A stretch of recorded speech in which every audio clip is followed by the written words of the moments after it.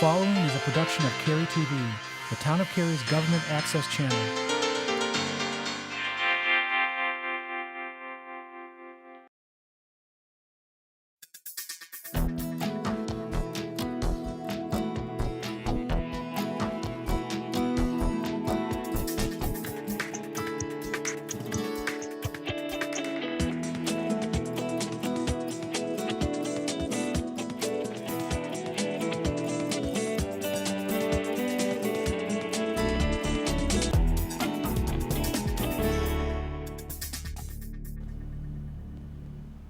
Hi, welcome to Cary Matters, our monthly program that helps you keep informed of the issues that the Town of Cary is working on. I'm Jennifer Robinson, Council Representative from District A, and joining me as my co-host today is Lori Bush, who is one of our at-large Council Representatives. And Lori, thank you so much for doing this with me today. Oh, it's my pleasure. Keeping our citizens informed is absolutely one of my highest priorities. So I'm glad to be here. Thanks for having me. Today we're going to give you a high-level overview of our town's financial condition, including some of the information that our staff and council are considering as we draft our budget for the next year. We're also going to talk about our new Stormwater Master Plan. You know you can't wait to read it. It's very important. And then we'll talk about how you can get more involved in this great town of ours. Okay, great. Well, okay, that list does not sound that exciting, but we will do our best to talk about the budget in an exciting manner. So we're going to start with that, the town's budget. And a lot of people aren't aware of this, but the town's budget calendar is different from a traditional calendar. So instead of starting our budget on January 1st, our budget calendar or fiscal year starts on July 1 of each year, and then it runs through June 30th of the following year. So even though we're here in May of 2013, we're working on our calendar for fiscal year 2014. In other words, the budget for all of the money that we'll receive and spend between July 1st of 2013 and then June 30th of 2014. And it might surprise people to know that our staff started working on the fiscal year 2014 budget way back in October of 2012. So that's a lot of work goes into this budget. It's really amazing how much work goes into preparing the budget. And our total budget for the coming year will probably be around $300 million. It'll encompass hundreds of initiatives across the town, from keeping our community safe to building roads. It's really quite staggering to see the scope of work that the town does to keep Cary a great place to live. The town provides police, fire protection, street building and maintenance, parks, greenways, cultural arts, water, sewer, mass transit, permit inspection, planning and development. The list goes on and on. But there's more. There's way more. And to pay for all the town does, we collect revenue from 4 primary sources. Now, first, there are ad valorem taxes. Ad valorem taxes is a hard way to say those are the taxes we charge for real and personal property. Now, second, there's sales taxes. Now, every time you spend $1 at a store in Wake County, the town gets 23 cents. Well, it's about 1 out of every 4 pennies that you spend. Our third largest source is the solid waste and recycling fee. And then our 4th largest source is the building and permit fee revenue that's associated with all the development activity. Okay, great. And just for clarification, you said 23 cents, but you meant 0.23 cents. Oh, sorry. Right, yeah, not 23 cents. Thank you. We would really like 23 cents a dollar. If you serve on the state legislature and would like to give that to us, we are... 0.23. 0.23. Yeah, okay. So anyway, as those revenues come in, we put them in the bank until they're needed, investing much of that money so that we can earn interest on it to make your dollars go even further. Investment income used to be a major source of revenue for us, but you can imagine what happened when everything tanked with the recession. So back in 2007, we were earning $5 million on our investments, and that's like 2 pennies on our tax rate. But unfortunately, this year, as we're coming out of the recession, we anticipate earning less than $500,000 on our investments. Our principal interests haven't decreased. It's just that the interest rate is just that low. Yeah, it's so true. We've each seen it in our own investments, our 401k. It's pretty sad. And all of our revenue is anticipated anticipate it to be low this year too. We could really use that $5 million Good, yeah. from 2007.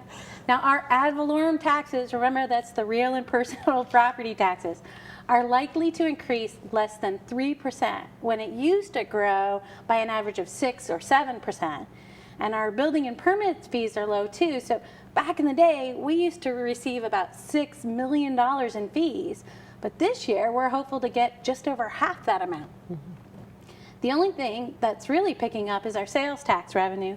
So I think we should both go out and shop Yes. a little bit more to help that. Just kidding. So you're probably wondering why it's not looking better for us since the whole country seems to be starting to pull out of the recession. Yeah, unfortunately, governments typically lag behind when it comes to recovering from economic downturns. And while the economy might be beginning to hum, it will be a while before the town's revenues are up to snuff again, or what we'd like them to be. And that makes coming up with this budget so difficult. And I'm afraid it's going to be one of the toughest yet. Even if we weren't required by the state to have a balanced budget, we'd make sure that we spend less than our revenues. We are really proud of our solid financial situation. And we're going to do all we can to protect that. We're one of the small number of local governments still rated by 3 agencies as AAA. So revenue growth is low, and we're committed to maintaining our strong fiscal standing. And you know what that means? It means that we have a choice: raise taxes or reduce spending. Now, citizens will already see a higher tax rate this year in accordance with the bonds that the voters approved last fall for roads, parks, and our fire department. So our tax rate will be at least 35 cents this year. Now, if we don't raise taxes, it means we are going to be running lean again for another year. Yeah, lean. Lean's great and all, but this is practically emaciated. But in the past years, we've tried to keep our budget woes internal, so citizens didn't really see or feel the effect of the recession on their customer service. So, for example, we kept up our median maintenance, right? The medians that are in the middle of the roads, and we backed that off. We responded to permit and inspection requests within 24 hours. And we worked hard to fix stuff as soon as it was broken, just like you do at home. But if we try to struggle again this year without an increase in revenues for operations, maybe even a tax rate increase, if it comes to that, it's really going to show. Yeah. This is going to be a tough call for the council. We've continued to grow in spite of the recession, but our revenues have not kept up. So even though we have 20,000 more people living in Cary since the beginning of the recession in about 2008, we don't have the funds to serve a bigger city. Many of our departments are short-staffed. In particular, we need more people in our public works, inspections, engineering, planning, administration, and technology services departments. Which positions get added is always one of the most difficult parts of our budget development process. I'm sure some of you watching are wondering how other towns are getting by. So if Cary has it so bad, do the other people do too?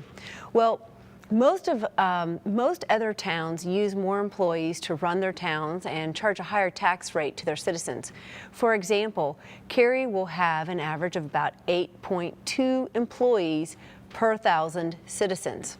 That's one of the lowest ratios in the state, which on one hand is something to be proud of, but on the other hand, we all know that you get to a point where you just can't get it all done, not to mention done well, which is Cary's hallmark. Yeah, it's so true. This has probably been the most sobering Cary Matters that I've ever participated in. Yeah, sorry. And in recent memory. But we really did we thought that it's really important for us to share with our citizens the situation that the town is in, especially as we work to continue to provide the excellent services that you, our citizens, expect from us, while we also strive to keep the taxes low. Okay, so please help me. Are we going to move on to something more uplifting? Oh, I know, stormwater. Why don't we do that? Okay, let's talk about stormwater after this short break.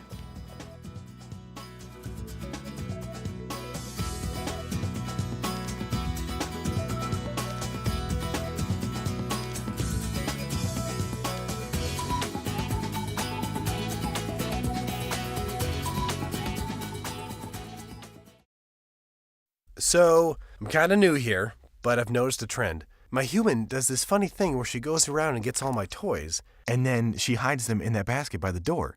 It's like, hello, that's where you put it last time. You were the worst at hide and go seek. Today is Saturday. Salad on Saturday, fruit on Friday, throw a ball Thursday. Water Wednesday, touch your toes Tuesday. Let's move Monday, swap us next Sunday.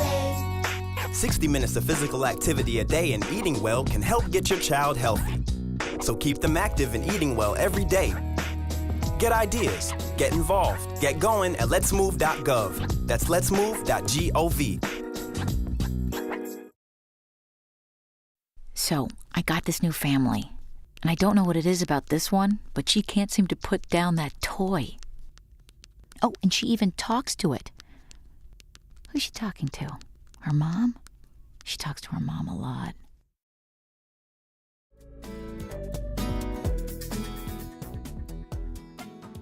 Hi, thanks for staying with us during that break. It's time now for us to talk about a few different topics. Lori, let's talk about our Stormwater Master Plan. All right. Well, when we were talking earlier about all the responsibilities that the town has to make Cary a great place to live, and one of those responsibilities is managing stormwater. Now, you know what stormwater is? It's that water that runs down your driveway and across the land during a rainfall. And if you think this isn't a big deal, or if you're thinking to yourself, there's something we can slash in the budget, think again. Managing stormwater is critically important. Just ask anyone who's had their house flooded. Yeah.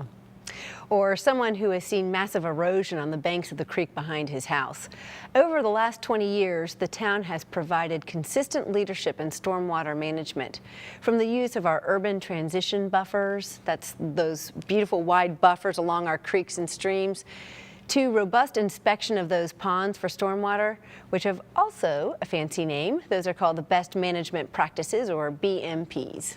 Yeah, people ask us all the time why we have all these stormwater ponds in the neighborhoods, and I have to admit, I like some of them with the water features. They're quite pretty. Well, those are important devices. They make sure that we don't have the flooding and that the water is treated for pollutants such as nitrogen and phosphorus to protect the water quality. Now, they collect stormwater, treats it, and then they release it slowly into the nearby creeks. And up until now, we haven't really had a long-range plan or comprehensive plan for all of our efforts to manage stormwater. But our town staff has been working quite hard on one, and the council will be reviewing it and hopefully approving it this month. Yay! Okay, the master plan assesses our stormwater program's current condition in light of technological advancements, state and federal laws, and what other communities are doing. Then the plan proposes a framework for the future of our stormwater program. The strategies in the master plan are progressive and support Cary's commitment to protecting our natural resources. Now, if you're interested in reviewing the draft master plan, I know you are, go to the townofcary.org, type in Stormwater Master Plan in the search field. Okay, this is an excellent plan and we encourage you to read it.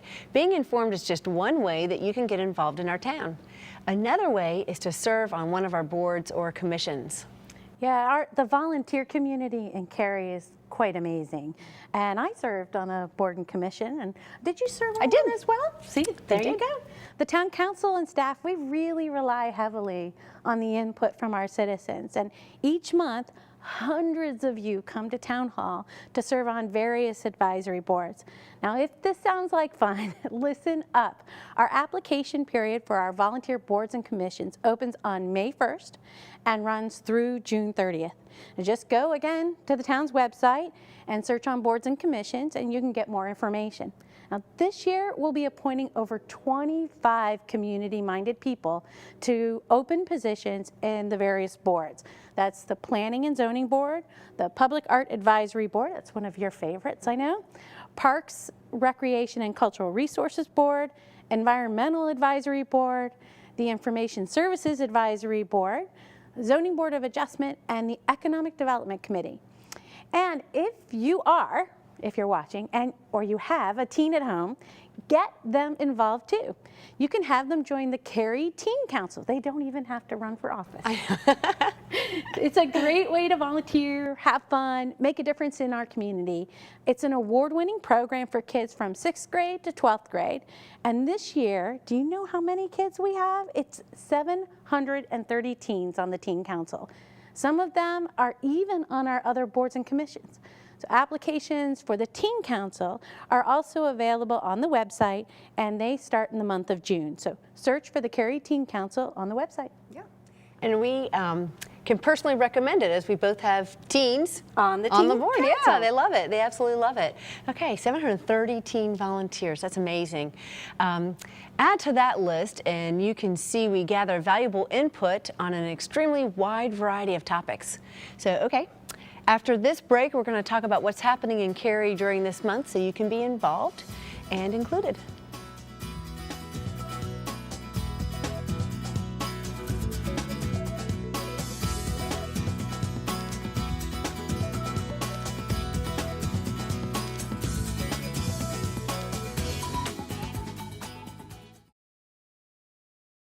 If stormwater pollution was rubber duckies, it wouldn't matter what went down our storm drains. But it does, because stormwater pollution is not rubber duckies. It's trash, oil, cigarette butts, and pet waste flowing untreated to the sea. That's not good for any of us, because we all live downstream. Brought to you by Clean Water Education Partnership, protecting water for North Carolina's people. So school's out and you're looking for ways to keep your kids entertained and happy? Cary offers camps and programs that appeal to even the most unique imagination. Get the School's Out 411 from the pros. Camp was a lot of fun and I loved the teachers. I learned a lot of fun things. I really enjoyed camp because I made lots of new friends. I love it when the kids come to class and they have so much fun. I love making new friends. The Town of Cary has the 411 when school's out. Registration starts February 7th. Camps fill quickly.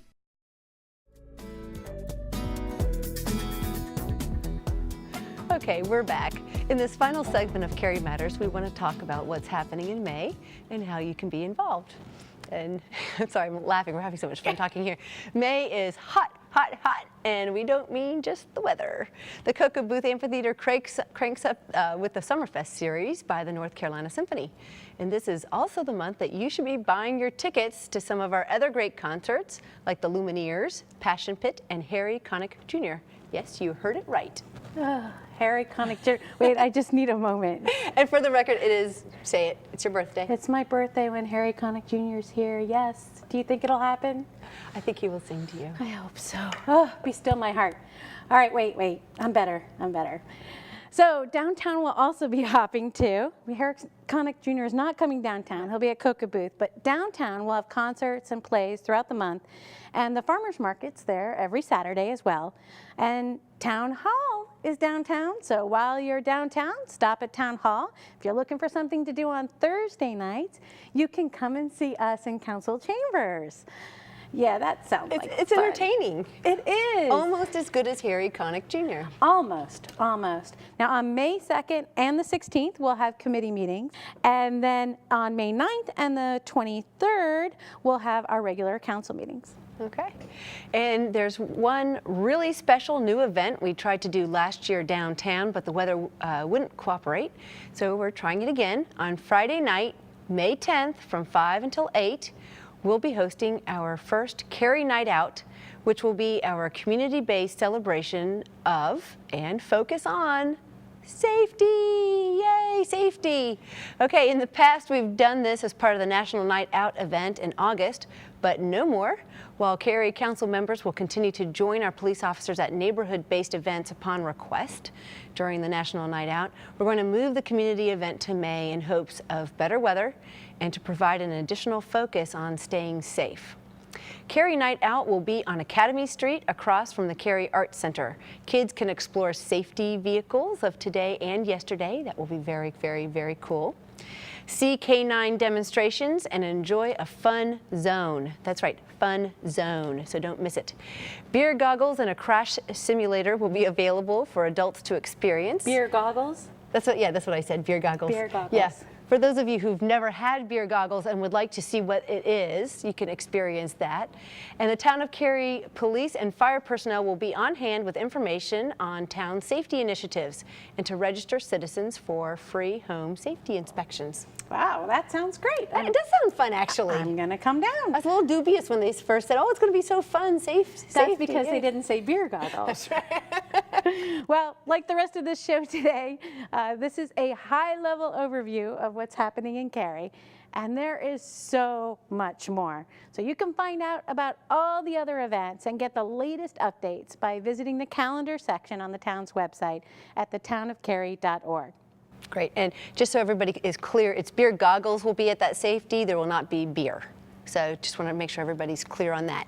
Okay, that's it for this edition of Cary Matters. We appreciate your watching and hope that what we've shared has been of interest. Please let us hear from you. Your time is important, and we want this show to be of value to you as we bring you, our citizens, closer to your government. Well, and remember, help keep Cary litter-free, clean, green, and beautiful by volunteering with our Spruce program. And thanks for watching, and as always, thanks for choosing to call Cary home.